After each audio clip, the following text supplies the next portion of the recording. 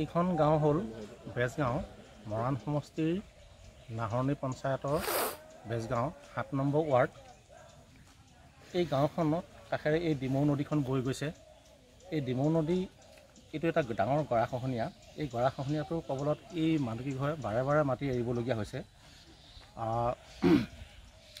2018 চনত 20 লাখ টকা এটা এই গৰাখহনীয়াটোৰ কাৰণে আহিছিলে MLA ফাণ্ডৰ, আৰু এই 20 লাখ টকা অহাৰ পিছত ইয়াত কাম কৰিছিলে, কিন্তু কামৰ নমুনা একেবাৰে নিম্ন মানদণ্ডৰ। তেওঁলোকে 5 লাখ টকাও খৰচ নকৰিলে। আমাৰ হাতত থকা তথ্য মতে, হিচাপৰ মতে, যিসকল লেবাৰে ইয়াত কাম কৰিছিলে তেওঁলোকক আমি সুধিছিলোঁ যে কিমান জিঅ' বেগ আহিছে। কোনোবা এদিনা 500, 1000 এনেকৈ 3700 জিঅ' বেগ তেওঁলোকে ইয়াত ব্যৱহাৰ কৰিছে। আৰু সেই সময়ত জিঅ' বেগৰ আমি নেটত চাৰ্চ কৰি পোৱা মতে জিঅ' বেগৰ মূল্য আছিল 118 টকা। তাৰপিছত সেই প্ৰতিটো জিঅ' বেগত প্ৰায় 2 চেফটিমান পলস ভৰাইছে তেওঁলোকে। 2 চেফটি পলস ভৰাই ইয়াত জিঅ' বেগবিলাক জাপি আহিছে। জাপি আহোঁতে তলতে গ'ল আৰু গোটেইখিনি, ওপৰলৈতো নুঠিলেই। গতিকে ইয়াৰ যি 20 লাখ টকা চৰকাৰে দিছিলে, এই 20 লাখ টকা খুব বেছি 5 লাখ টকামান ব্যৱহাৰ হৈছে। বাকী 15 লাখ টকা এই ঠিকাদাৰে এইটো উদৰস্ত কৰিছে। গতিকে তেনেকুৱা উদৰস্তকাৰী ঠিকাদাৰক চৰকাৰে আইনগত ব্যৱস্থা লওক।